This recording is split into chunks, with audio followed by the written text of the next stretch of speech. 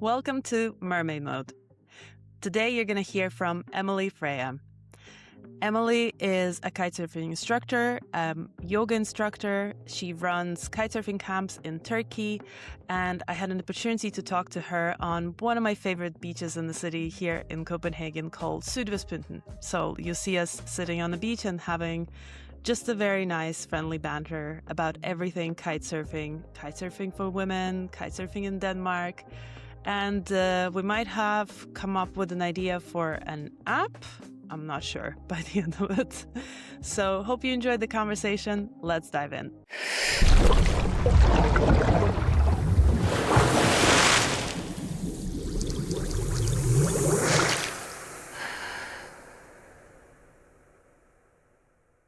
Okay, well, Emely, welcome to Mermaid Mode.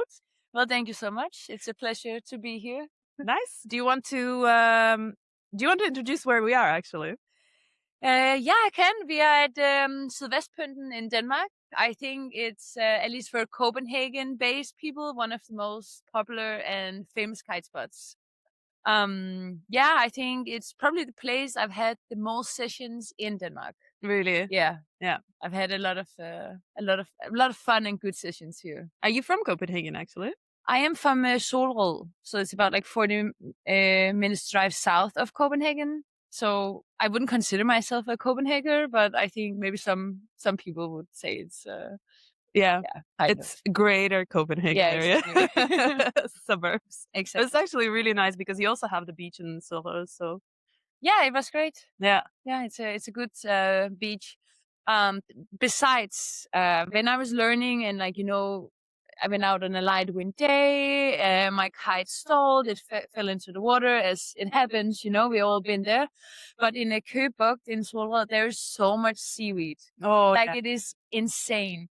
So I really learned by lessons. I honestly think for a week, I would spend like an hour or two each day just like picking seaweed off my lines. I can relate because sometimes it's actually, the spot today is quite nice. Even my friend Maya is showing her trick on the background. So even today, there's not a lot of wind and there's not a lot of seaweed, but usually there's actually quite a lot of seaweed here as well, especially later in summer. And when it gets hot, it gets stinky as well. Yeah. So, yeah.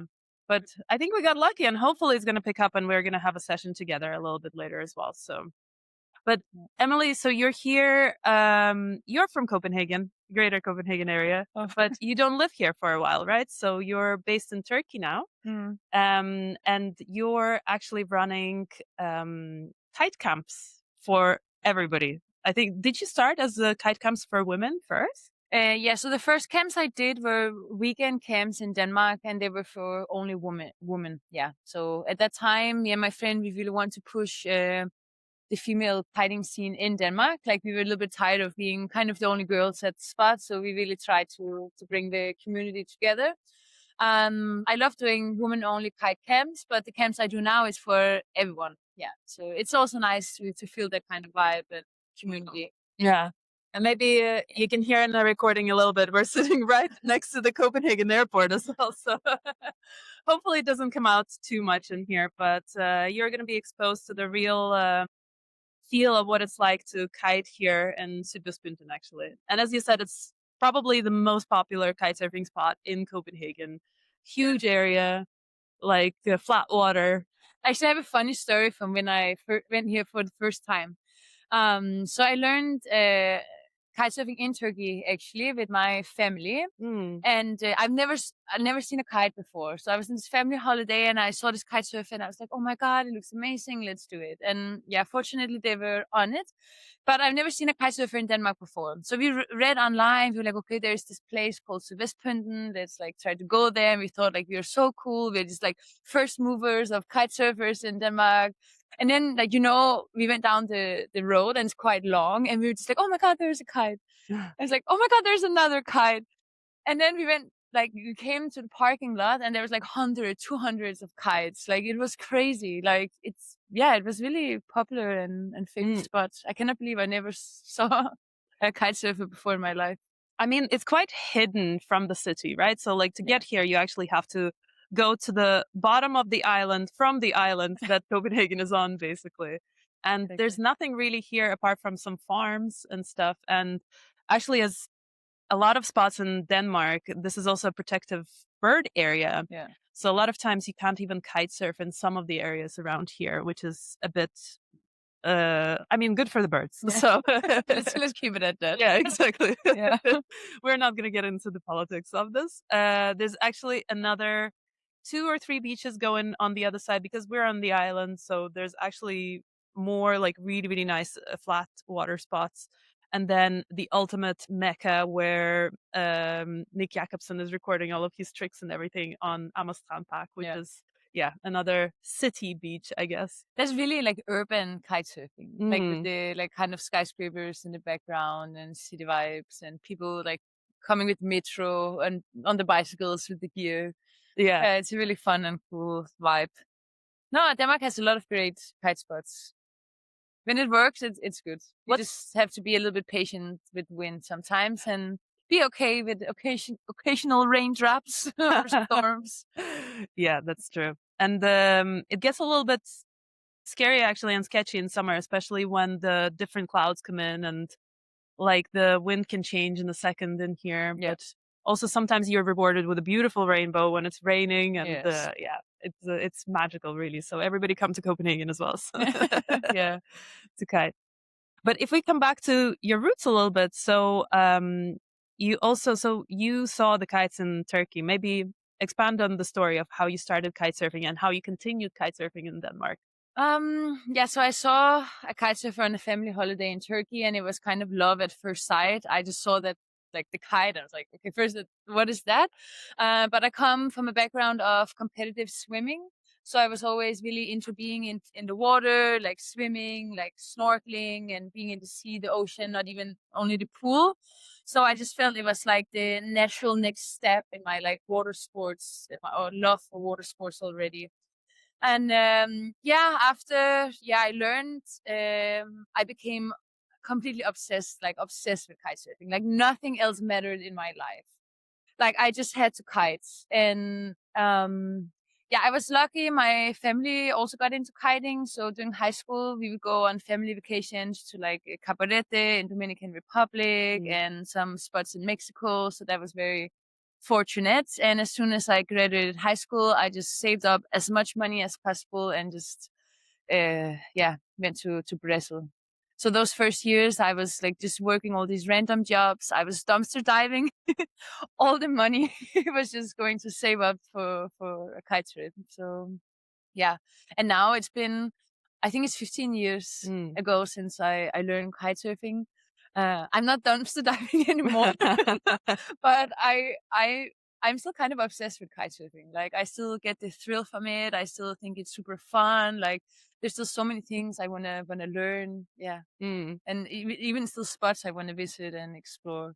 What's the type of spots would you like to? I think on my wish list is Mauritius and it looks so Peru also. Peru? Yeah. Really? So I was really into like on-hook freestyle kiting for many years, and I was mainly wanting to visit like these flat water spots. But in the last few years, I've been getting into wave riding as well. So now it's like all this whole new options of destinations and places to to explore. Yeah. Yeah, even just in another discipline.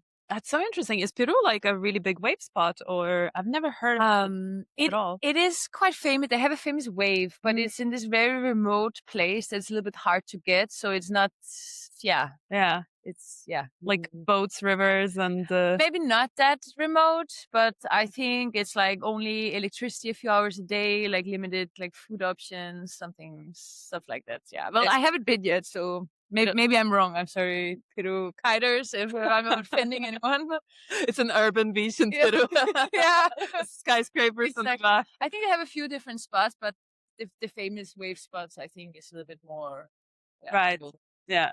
I've heard about some of the South America, and a friend of mine is actually in where is he now? In Chile, I think. And Chile is quite a big spot, I think, for kite surfing. But yeah, haven't really explored it there. So yeah, sounds. No, when I went to Colombia, it was electricity, I think 2 hours a day, water, running water, 2 hours a day. Yeah, wow. And limited food and stuff. And but it was windy, so who Yeah, cares? exactly. And you were young and fun and Exactly. not saying you're not fun now. Younger. Younger, yeah, exactly. Yeah. And it doesn't really matter. You run on adrenaline, I guess, when Exactly. you're in that age. And when you started kitesurfing in Denmark, then you actually started competing as well. Because the first time I met you was at the competition, which you won. Oh. And I think you tell us about your titles, maybe. So when I started kite surfing, it was again with my family, and we were equally bad. Like we all loved it, but it was kind of like, okay, how are we gonna get better? But then I don't know. I think some random guy versus like messaged me on Facebook like in those days, and be like, we have a competition and we need some girls to join. And I was like, well, I don't know, but they were like, you can come with us, it'll be fun, like the community and stuff. So I joined that first stop and I knew nothing. Like I think they had to like, I couldn't even go upwind, and they had to like pick me up like somewhere super far away. And everyone was like, who is this like new random girl who's just like joining? She doesn't even know how to kite. And like, who is she? Like, who took her here? But I had a really good time, and I got a lot of new friends. So all that season, like I would go out with these friends and they were all better than me, and they would just teach me all this stuff. So that summer I progressed a lot and I just got really into it. And then after that season, I would go to Brazil and just train. And then the coming season, I was a little bit more ready. And I think even in my second season, maybe I was placed third or second. I'm not sure. And then after a few seasons and a lot of training, I managed to win twice the Danish Freestyle Tour.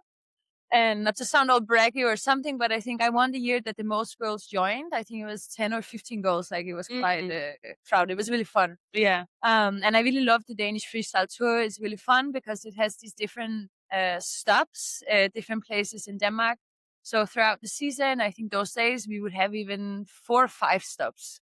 So throughout the season, we would go to Jylland, to Fyn, like different places on Sjælland, and there would always be this really fun and great after parties, and it was a great time. And then maybe we'll get to that, but I've been living in Turkey for almost 7 years now, and I also won 1 time freestyle and 2 times slalom competition. Oh, okay. In there, just the local ones. Yeah, but competition's always great fun. Yeah. Mostly I like just to see the local community, like you get all together and you get to show off some of the tricks you worked on. And I think it's a good motivation also in order to learn new tricks, like not necessarily to be that into it, but like imagine you play soccer and every weekend you just join a soccer match, and it's not because you're a world champion, but it's fun to compete. And yeah. How do you think it's what I've noticed, and I think I've mentioned it a couple of times as well, but I've noticed that the Danish championship now, like there's progressively less and less girls competing. And last year, I think in a couple of competitions, they didn't have any girls at all, actually. Yeah. And now they also specifically say that no matter what your nationality, please join, which is great. But also I feel like there's 3 categories. One of them is freestyle, one of them is freeride, and for the girls it says women freestyle only. Yeah. Which is actually such a loss, I think, because freestyle, I don't know a lot of girls doing freestyle, but I know a lot of girls just doing fun freeride. Why not making it more freeride for the girls to get more girls in the competition? Well, I didn't compete for a few years, so I'm not completely sure on how the rules are now. But when I was competing, it was kind of a mix. So you would also get points for free ride tricks. Yeah. So you could still like do a dark slide or a 1 foot or like a back wheel grab. Like it was still that's what I did. Points, yeah. But unhooked tricks would score more. I think it's because the fashion was when they started it. Like also when I started to kite, like even on our 5 and 7 meter kites in storm weather, we would do unhooked things. Yeah. Like now I'm just like, no wonder my knees are fucked. It was stupid, but it was kind of just how it was. Like it was just everyone was doing unhooked. Yeah. So I think before they also had the free ride and the freestyle, but it was called A and B. So it was kind of like if B was like the next step to the freestyle. So they would also do like unhook tricks and the B, but then especially if you won like the B, which is now freeride, you had to join the freestyle. And okay, yeah. interesting. Yeah. So I think it's from that, and maybe now that freestyle on freestyle is not that popular, and free ride is a little bit more trending, and is what the people generally do. Probably could be discussed to make it more free ride friendly. Yeah, exactly. I think it like I'm just thinking if it's the name that's maybe detracting some people, especially if they want to try it out and just have fun in the competition, right? I do remember when we saw you girls, actually, it was on the west coast of Denmark, and the winds that were nuking. And at the time, I think the big air wasn't that much that popular. I think it might have been like 6-8 years ago or something. But it was crazy, and your old girls were on the 6 and 5 meters, and you could barely do some back rolls and front rolls because it was just like it was impossible to hold the kite. But you still ran the competition, and it was so cool to watch it. And then we were watching with my friend. She's like, they're not doing anything. I was like, okay, but it's nuking. It's crazy. You can't really unhook on a 5 meter. Yeah. That's insane. But actually, the competition we were in as well, it was in Lunes, and it was also nuking. And I think you were on the 7. Unhooking, and then there was Katarina as well. She was on the 8, and I think she had to do 8 or 6 rounds because of the way the rounds and the seating was working. It was crazy. That's tough. Yeah, it was quite insane. But you won that one, so that was great. Yeah. And yeah, it was awesome to see so many girls doing cool stuff. Because at that time you girls were unhooking a lot. Yeah, it was fun. We had a really fun crew. We was training together, like outside of the water, and yeah, it was fun because, I mean, of course it was a competition, but we were never like that competitive. Like we were really good friends off the water and like cheering on each other. And I was genuinely stoked when I saw some of the other girls like land a trick, even in competition, like a trick I knew they've been like working on. Yeah.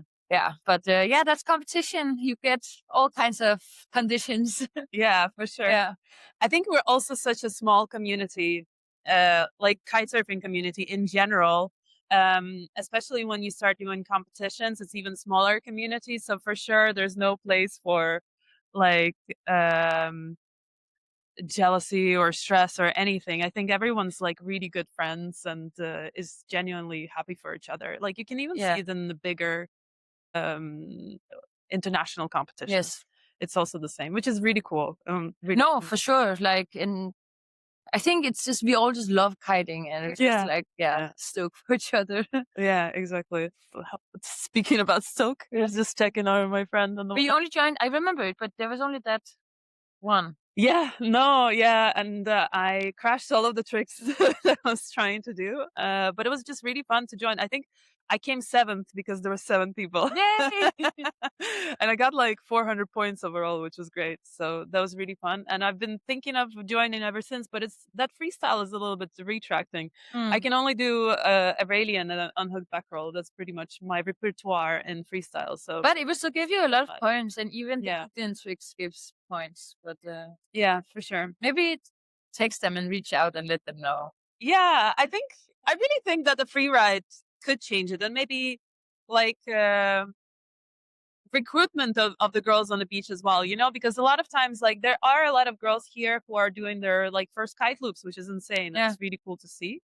They're like small steps. There's nobody really doing anything spectacular, but people are starting, and just to have that competition just for fun, exactly, it's also awesome. Yeah, I think maybe. And I think what they're trying to do also, it's make it a little bit more community based than just like a competition. But like, come, let's hang out, let's have a good, let's have a fun weekend together. Yeah. I think it was really cool. Kite and show the tricks we've been working on. Yeah, exactly. Because I think last weekend they were supposed to have a Lunas edition. So they were supposed to have a competition, but there was not a lot of wind. Yeah. So they did this expression session. And then they just gave prizes to people with the best crash, or like that is also fun. It's so fun. Yeah. And especially when you don't have to put too much effort into crashing. I can do a spectacular crash, that's for sure. It's actually kind of fun, yeah. Like, do your best to crash the best. Yeah, exactly. Just let go of everything. Yeah. Maybe that's what we'll go and do after. Yeah. Done, Oh, I was evening. out on Tuesday and I crashed so much, and my body is so sore. It's crazy. But actually, maybe that's a really good segue into your second passion, which is yoga. But what I've noticed for myself, at least, like, um, when I do a lot of yoga and a lot of stretches and everything, it actually makes recovery so much faster. Um, let's talk about the yoga for kitesurfing, and maybe how also your love for yoga started. Um, yeah, so I think initially I started doing yoga as kind of a necessity, and then like later on fell in love with it. Now I truly do love it, and I have loved it since the beginning. But yoga it's also kind of, how can I say it, like, yoga makes me able to live. Like, I broke my back. I have a ACL reconstruction in one knee, meniscus in the other. Like, my ankle has been sprained a few times. Like, if I don't practice yoga every day, like, I cannot even walk, let alone kite. Wow. So for me, it's just really necessary to get on the mat every day, at least for a short period of time. In order to function. And I think it's a small price to pay, because it makes me able to do all these fun things as kite surfing and wakeboarding and snowboarding and all the other things that can be tough for the body. And I don't even know how people live without doing yoga. Like, now, like, it is just a part of my life, and especially for recovery, injury prevention now for kiting, and also just activating all the small muscles around your knees, your ankles. I think it's great. And I host a lot of kitesurfing camps, and they're for both women and men. And it's really funny on the camps. The first day, the men are usually a little bit like, yeah, we'll see about the yoga. I'm not sure, but maybe. And then they come and they just like, I'm not gonna say they love it, but they love the effect of it. So they show up, they do it, and now they can also feel like they can kite longer, they recover better, they can even grab better to just get a little bit loose enough. And especially on the camps where you kite like every day for a week, it's just windy, like all the time. You don't have any rest. It is necessary to take care of your body a little bit outside of the water. Yeah.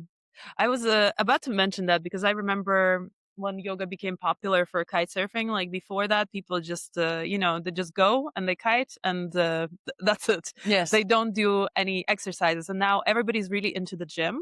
So everybody's into lifting and the functional exercise, but not so many people are like talking about the yoga.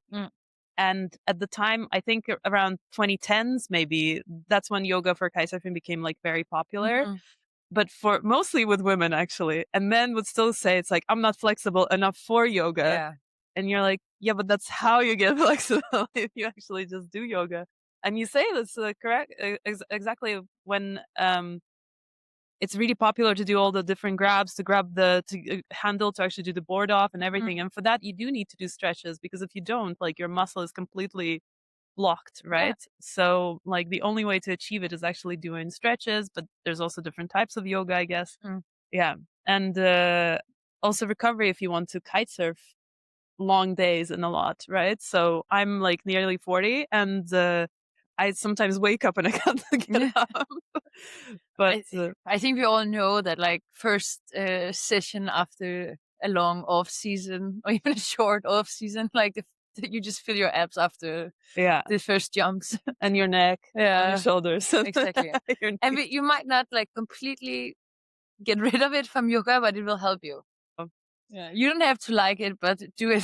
Exactly, do it anyway. Yeah. But you launched a YouTube channel as well, right? So you're putting some classes for kite surfers. Yeah, I have on YouTube and also in my online yoga studio. I have a whole section specific yoga for kite surfers, and there's both some like a pre-session and post-session, so kind of like a warm up and a cool down. But I also made some off-season both strengthening for the arms, the core, and the legs. So you can, and it targets the primary muscles we use in kite surfing, and also the small muscles we get to activate that we use. So they're fun. Check them out if you want. Yeah, for sure. Especially after the session. That's what I'm gonna do. Exactly. But before the session, it's also, I think, a sin for many people. You just pump up. You're so excited to go. You just go, and the warm up is the tacks up and down before you actually start doing tricks and everything. When I started kiting, I also I didn't really feel like it was a sport because it was so fun. Like I could just go like 8 hours a day, and like now when I look back, like I think a lot of my injuries could have been prevented if I would have treated it a little bit more as a sport, like doing a warm up or a cool down or taking a break throughout the day, like how you would do like if you were going running or playing a soccer match or something. I think the overall perception has also changed in general of what exercises you do around kitesurfing, because you can see the new generation of riders on the international scene. They're also embracing the gym. They're embracing the functional exercises and everything, because before it was for everyone. They're just like, I'm just doing kitesurfing. I'm ripped from kitesurfing. Like, I just need to kitesurf more in order to be better. But they didn't really think about all the other things, about building the muscle, the micro muscles, as you say, around, and everything that really helps you. So it's very important to educate people about it. So even diet. Like, even I feel like before it was also just like buy a pack of like disgusting cookies from the supermarket, and then like all you ate all day at the beach. It's like, no, like if you want to perform nice, if you want to like prevent injuries, you should take a little bit care of yourself. But now it's like protein. Creatine, protein. Actually, today, my friend, she sent me a meme. It was like kiting in 2006. You're just like waking up, like going out and killing yourself with unhooked, and like kiting now in 2026. Like it just took a long while to even get to the water. Like you wake up, you do your stretching, then you check the wind, then you like prepare your woo, take on like a helmet and a vest, and all these different automatic pump as well. Yes. I think everybody saw this meme this morning. Whoever is kitesurfing. It's actually also funny because whenever there's like a very popular kitesurfing meme, I also have about 6 people sending it me over and over. It's like, guys, we already have our entire page synced, I think. Our cycle synced. It's funny though. How is it? I want to ask you, when did you start kiting? When did you start? I started in like 2003. Oh, wow. Yeah, exactly. I'm like a pioneer, but it was up and down, so it was like very inconsistent. And I've only pretty much kite surfed in Latvia, in Ireland, and in Denmark. So I haven't really been anywhere like fancy and nice to kite surf. So it's I'm what people say is the advanced beginner through and through. Well, I hope your next destination will be my hometown, Akyaka in Turkey. How do you say this? Akyaka. Akayaka, Akyaka, yeah. It looks so fantastic. It looks so nice. How did you end up there, and why do you like it? Yeah, well, so I learned kitesurfing in Turkey in another place that is not recommendable or even a good kite spot. But then I would come back, and then some friends there would tell me about the Akyaka, and I would go there, and I just fell in love at first sight. Like it's just an absolutely amazing place. Like nature is just like spectacular.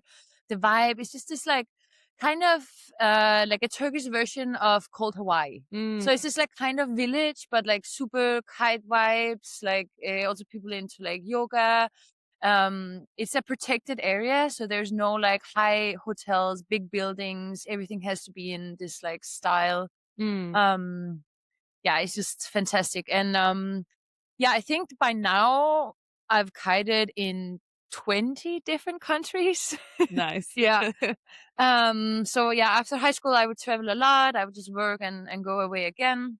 And I mean, I visit a lot of amazing places, a lot of amazing spots around the world, but Akyaka would just always like be my favorite and have like a special place in my heart.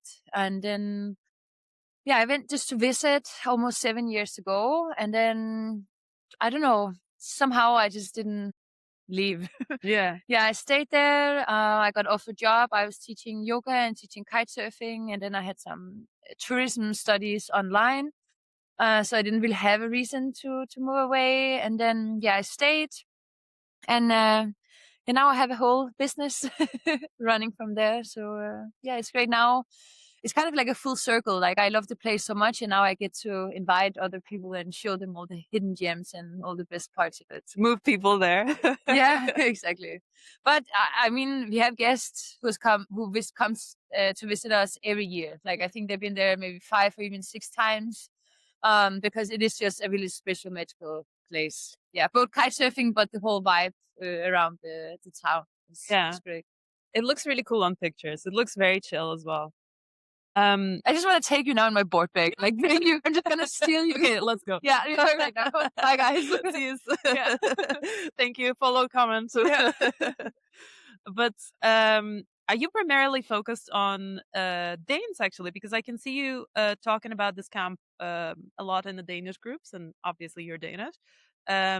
Or do you get camps from people coming for the camp from other places as well? No, actually, they come from all around. Right. We had a girl even from Thailand coming, some guests from even Lebanon, the States, and then different European countries. So yeah, we take them all, men and women and all nationalities.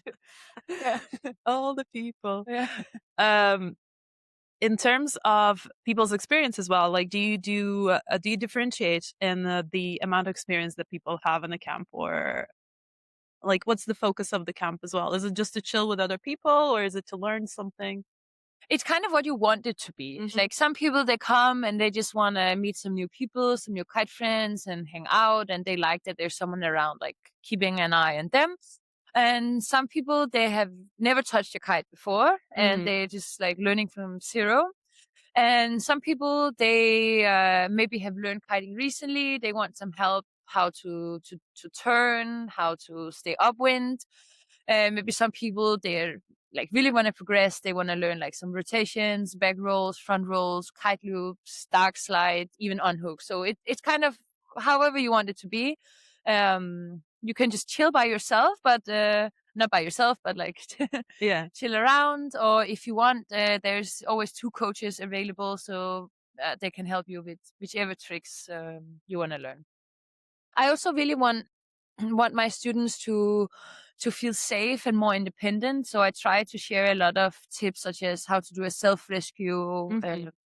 How to, if your equipment breaks, how you can repair it, like this kind of things. Yeah, for sure. It's that's really important skill to learn. And it's something that people maybe not always prioritize to pay for in a course. Like there's like, oh, now I can kite. I don't need to continue with the kite lessons, which I get. Yeah. And maybe you're just running out after work to kite and coming back, and you don't like spend time on self-rescue and stuff. But throughout the whole week, it's a good thing to practice. And I mean, we've all been in situations where it's nice to know and necessary to know. Yeah, for sure. Yeah, and it will just make you an overall better kite surfer to be able to do these things. Yeah.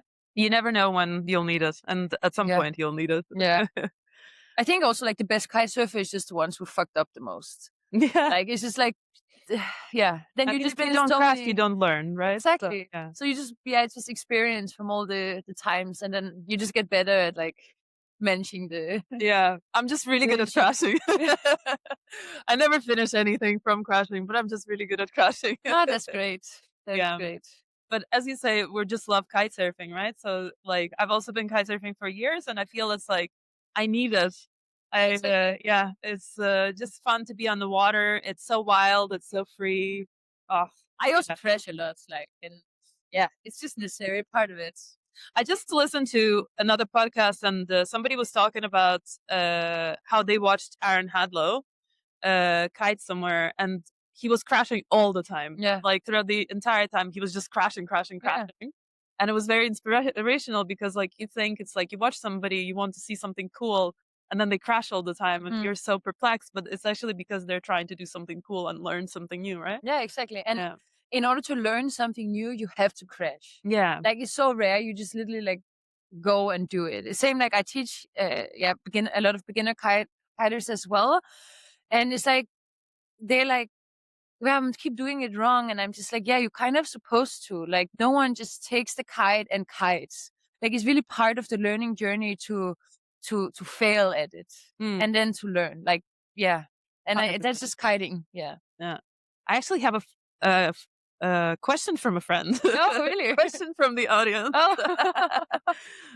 Because he's a kite instructor actually here in Sydvestpynten, and he asked if somebody mentioned this in a previous podcast, but because he sees the difference in teaching girls and the guys, in that kind of like a failure moment where maybe there's a gust that comes in, and somebody who's a complete beginner is getting yanked and pulled away with a gust and whatever, and then they're too scared to actually try it again. Maybe they like looped not on purpose, and then he finds that for girls specifically, he doesn't know how to approach it, because for the guys, he's a guy, he thinks it's like, okay man, like, you know, just do it, you know. And for the guys that works, but for women it doesn't really work, because I know this with myself as well. I also tend to pull back and think it's like, do I actually need it? Like, why am I doing this? What would be your advice on how he should approach somebody who's just got scared and doesn't know if they want to come back? Because he also wants to get their money worth paying for an expensive lesson, right? So they can't really just finish in the middle of not finishing it, right? I think it can vary depending on the students, of course. But in general, I would say make sure the student know that you're there. That you're there to help them and you're there for them. And in case something will happen, like you will be there. And I always start, and I think most people start with the safety, and just I make sure that the student feels comfortable enough that they know how the safety works. So I will go through like the quick release, they will do it, so they know how to do it in case they feel scared, in case they feel uncomfortable, like they will know exactly what to do and how to manage it. And let them know that it is like already before something happens, that it is like you will be dragged through the water. It will be like a little bit wild, but I think just for them to know that you're there and you're there for them. Yeah. But I usually also only give 1-to-1 lessons because I really like to be next to my student and to make sure they feel safe and seen. Yeah. Where did you learn kiting? So I actually learned from my friend in Latvia. So I had a friend of mine in school, and I was 16, I think. And they used to be windsurfers, which is basically all of the old kitesurfers are pretty much windsurfers, right? Yeah. And he decided to teach me. And at the time, it was actually quite hilarious because there were pretty much no girls kitesurfing. There were a couple who were around the surf shop kind of like thing in there. And we would get to the beach, and I would go to the water, hold the kite, get too scared because it's too windy, get back to the beach and sit in my wet wetsuit.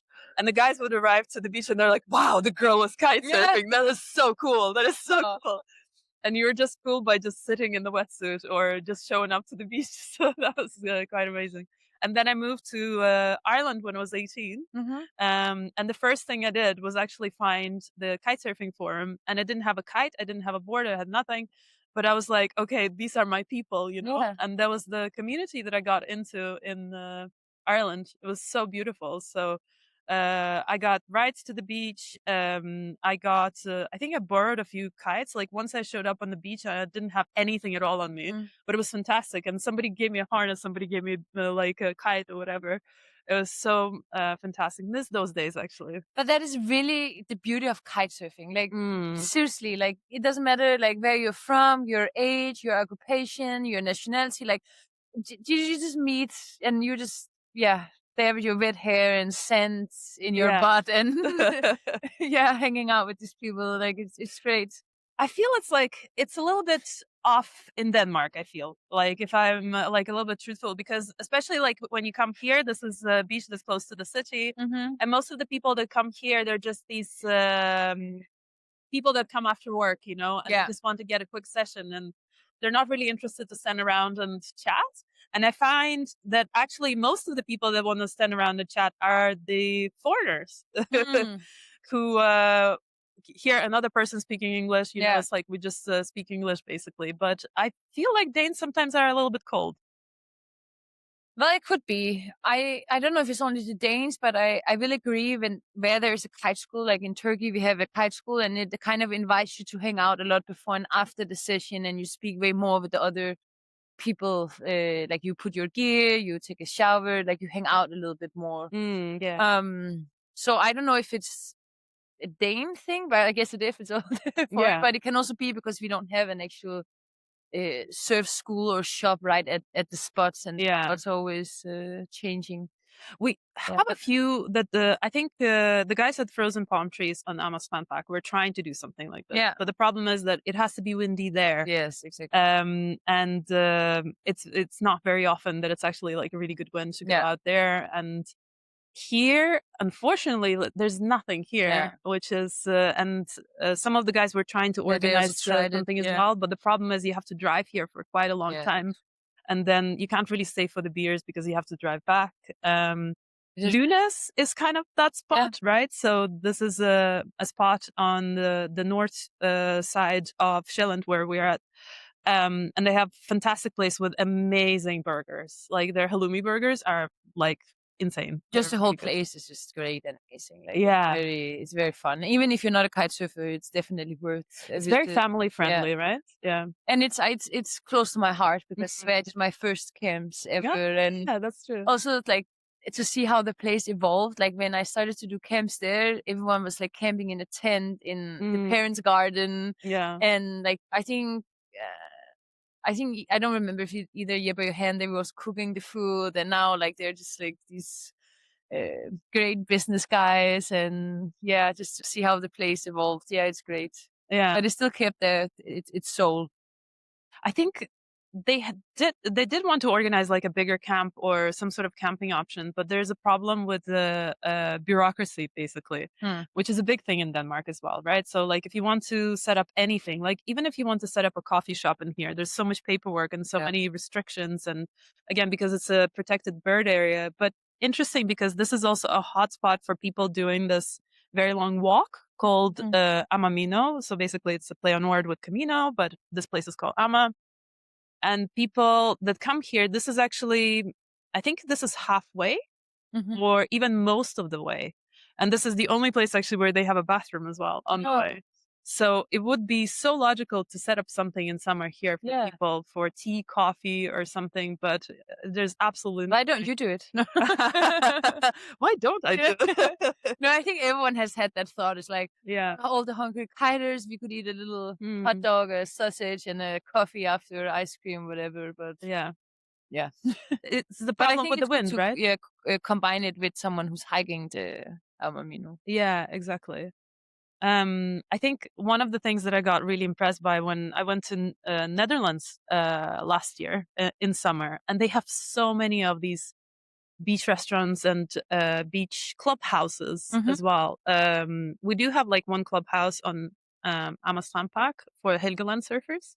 And actually Copenhagen Surf School as well. But I would also say Akyaka also has those like social Fridays with like barbecue. And I know a lot of kiters and other water sport. Just goes there. So they tend to lean on kayakers though, I think. No, I've been there. There's kiters. Yeah. I think, is there one next week or the week after or something? I think there was a bunch of people who posted about this and they wanted to go as well. But I mean, that is true. You can actually find these places to hang out. And actually the kayak hotel was also the hub for Red Bull Viking challenge, where Midsummer Viking challenge. Yeah, that was really fun. Yeah, it was really fun. Yeah, you're paddling for 24 hours in teams. Yeah.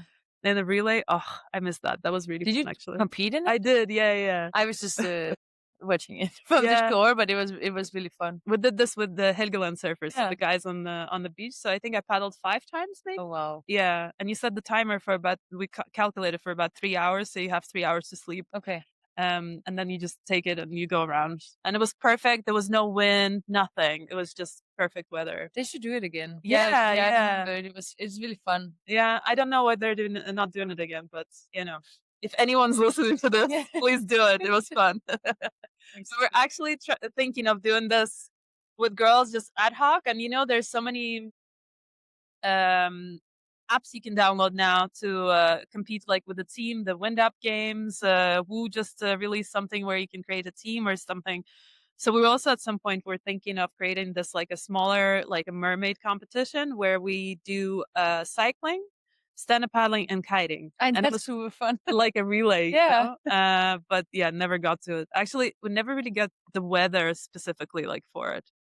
But I think all these like kind of fun games you can mix with kiting. I know some of my guests who joins my camps, they're really into it. They also did this, I think, I'm not sure if it was 5 days or a week, and then how many kilometers the team can do. Yeah. And then it was not that windy in the day, so in the night they had this like lamps on their head, and like they would just like kite as much as possible. And the other one was like how many meters you could jump, but not like in one jump. So they would just like jump and jump and jump. Like I don't know, it was really fun. And there's a few of these guys, they're super into it, and I love following them and like watching like what kind of crazy stuff they're doing now. I think it's from the Woo World. Yes. Yeah, exactly. We also did a team last year. Yeah. But it's like with anything, we didn't really have that much wind actually. So. It's always happening like that. Like the day before it starts, it's windy, and then the day after, but like the period you need actual wind, it's just. Yeah, exactly. But that's also the beauty of the sport. But actually, some of the pros, they travel to the west coast of Denmark to do their records, to do the record jumps. Oh, really? Yeah. Like, I think biggest Woo records, well, now they're not, but previous Woo records, they were all set in Denmark on the west coast. Yeah, that's true. Yeah. That's kind of cool, though. Yeah, right? Yeah. It is very cool. But also to see the cold Hawaii games. Yeah. Denmark is a really cool place for water sports and kite surfing. Yeah, for sure. If you don't mind wearing a wetsuit. Yeah. Everyone like in Turkey now, because even there I like to like be warm. They're like, you're like a fake Viking. Yeah. Yeah, I got used to it. That's I sometimes feel like I want to call out some of the Danes as well for being fake Vikings. Yeah. I think it's because I really like cold water dipping and like sauna goose and winter bathing and all of that, and sometimes some of the Danes are like, ugh. Yeah. But even look at you now, like sitting in that wetsuit. I'm just like hearing like it's like if you're in June, guys, we're in June right now. Yeah, that's true. We're halfway through June actually. Yeah, and this is what it looks like. That's the only thing. Why I had to escape to a warmer, windier place. Yeah. Well, if you're still here by the end of the week, it's going to be 27 degrees in Copenhagen. So. Well, then I will be here. Yeah. So it's, no, it's next week. So next week, 27 degrees, hopefully windy as well. So yeah. No, I was out on Wednesday here as well, and it was really sunny and nice. Like you could like prepare your kite in a t-shirt. Yeah. And when I say it means it was warm and nice. There's this guy here. He started kiting with just shorts, probably a month ago. Oh, geez. It was too much. I wish I could. Like, I wish I could. I mean, it didn't look like it was the thing, but I actually really want to join these guys. So in winter, they have this tradition. So on the 31st of December, so on the New Year's, the day before New Year's Eve, they actually come here and they do a naked kite. That's fun. Yeah. That is fun. And this winter, it's been so cold that when you go out, all of your safety gear, it all freezes over. It was incredibly cold. But dangerous. On the 31st, it was not windy at all. Oh. And I was ready for it. I was getting ready for it. They're not completely naked, by the way. They're wearing shorts. I was like, after you said that everyone is going to come like with their binoculars on the 31st. Come see me naked at the 31st of December. I mean, I can do it. There's not a lot to see, guys, but a little white winter ass. Yeah. But it just sounds like such a cool challenge. I would love to try it. And then there's another kind of group that we have. They actually bought a portable sauna. Yeah. And there's a bunch of groups actually. So there's guys in Faro, and there's another spot that they have a portable sauna. They have sauna on wheels, which is like really big. And then these other guys, they bought the sauna tent, so you can actually change in the sauna or just get warm between the sessions. Well, if there's a sauna, maybe I would consider it. Like if I'm in Denmark around New Year's, I'll do it with you. Yeah. Yeah. Okay, we're doing the 31st of December. If I'm here.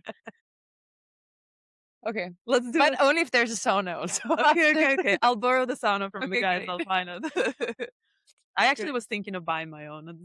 It looks so good. But the only problem is, like, you have to be the one starting it. You have to be the one putting the wood in and making sure it stays warm, you know. But I'm sure you'll get some friends who would help out. Yeah, that's true. I wonder if we can actually set it up here. Actually, here would be a perfect place to have it.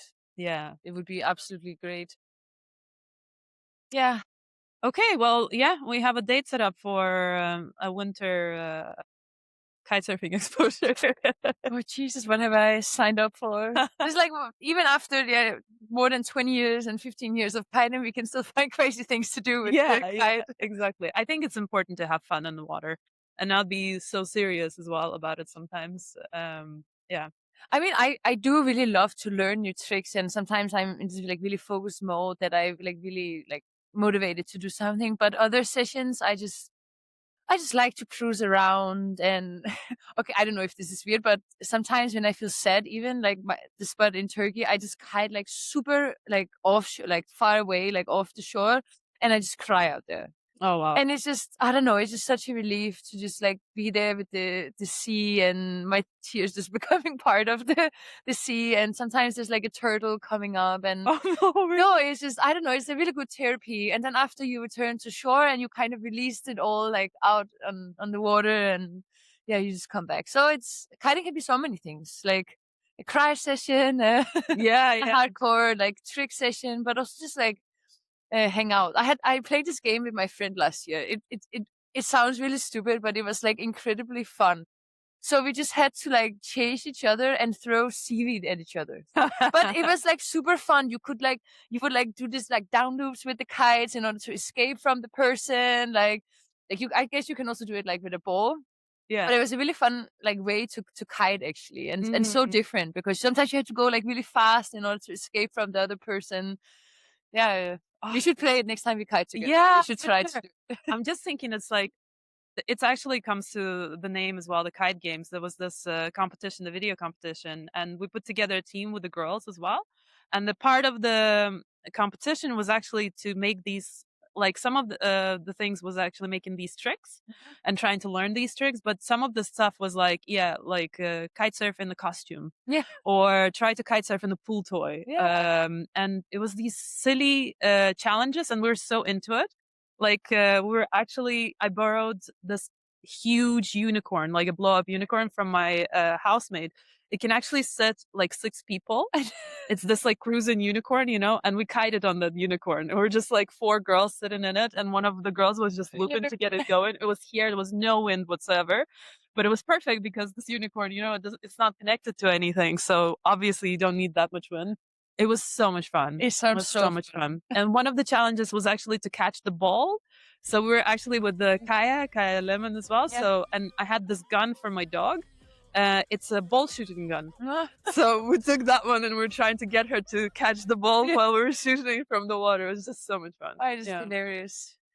Oh yeah, kiting is just great. Maybe we should resurrect something like this. Just like come up with like an app with funny kite surfing challenges that people can try out. Yeah, we should brainstorm a little bit. Yeah, let's hear what the people listening. What you suggest what we should try. Do you want to be hit by a ball while kite surfing, or do it on top of a unicorn?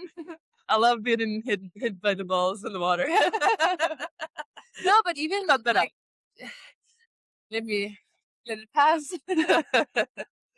But all the different disciplines, like, you know, free ride, unhook, waves, foiling, like it's too fun. And maybe that should be a competition actually, like especially for the girls, like, you know, just for somebody who doesn't want to compete like in the professional say, just create like this fun competition at home, I guess. But I tried so I did a little bit of slalom competition. Yeah. But it was just like very casual, like on a twin tape slalom. Mm-hmm. And it was hilarious. Like it was so fun. So we had these like buoys you had to like move around. Yeah. But it was so fun. Like you just have to like go as fast as possible. It's like Mario Kart kind of. Like you're just like new and then do the turns. And I feel like that would be fun to do actually here in Denmark. Like I think everyone could participate in that. And it was so fun. But as you say this, I actually do remember. So the competition that I mentioned where you girls were thrown around on the small kites, it was during the Waters Festival in the west coast of Denmark. So usually the last competition of is in there. And they have all the other disciplines as well. They have windsurfing, but they do also have speed kiting, yes, whatever it's called. And you could actually enter. You don't need to qualify your gear. You can enter with anything. Yeah. And I remember when we were there with Maya, my friend actually who was kite surfing behind us, we were like, should we enter? And then we didn't. And turns out there was only one girl in the entire thing. And that's actually the only competition that has like good prize money or like a prize, I think, of like all of them. And we're like, why didn't we join? We could have been second and third. Like, you know, we didn't even have to go fast or like finish it in any time. We could have just been on the podium for just being there. So yeah, maybe next time should really enter more. But you should try that because slalom is really, really fun. It's really fun to go fast. And even next time you just go out kiting, just try to like go as fast as you can. Yeah, because we don't do that a lot. No. Yeah. It was fun. I don't know. Maybe I'm weird. I'm a weirdo. No, but maybe you found your next passion in kite surfing. You know, it's just like now you're in the racing. It's an Olympics. So, yeah, exactly. Yeah, get on the foil. Yeah, 24 hours is not enough. Yeah, I will. But Emely, this has been wonderful. I think both of us are on the brink of freezing. Yes. And it's actually picked up? Yeah, it picked up. So we're gonna go kite. Like, I've never seen like no one at the spot. Like it's crazy. I've been kiting here alone a couple of times. Yeah, but in 5 o'clock in the morning. So or maybe in winter. But it's like June, like evening time, like a summer evening. Yeah, right? Where is everybody? I mean, some of the people are there, but they're mostly learning, I think. Like 3 kites. But guess what? It's going to be us on the water now. Yes. And let's do some sort of challenge. If we can find some seaweed or something. I'll come and hit you with some seaweed now. No, it was so fun. Yeah, thank you so much for having me. Great. Yeah. Cheers. Yeah. Yay. Well, they did not have a session. Once we finished with the conversation, a huge cloud came in and it started raining, and it was raining for the whole evening and the whole night. So we wrapped it up, packed our gear, thankfully dry, and drove home. So hopefully I'll get to catch up with Emely someday in Turkey. It looks fantastic. You should check it out. It's on oceansoul.dk, and anyone can participate in those camps. If you have ideas on fun things to do on the water with your friends, fun games to play while you're kiting, drop them in the comments and send me some suggestions. That would be really fun to play on the idea of maybe not making an app, but maybe making some sort of challenge for people to try over the summer and just in general have more fun on the water. And as usual, please like, subscribe, comment, whatever you do, and see you soon. Bye.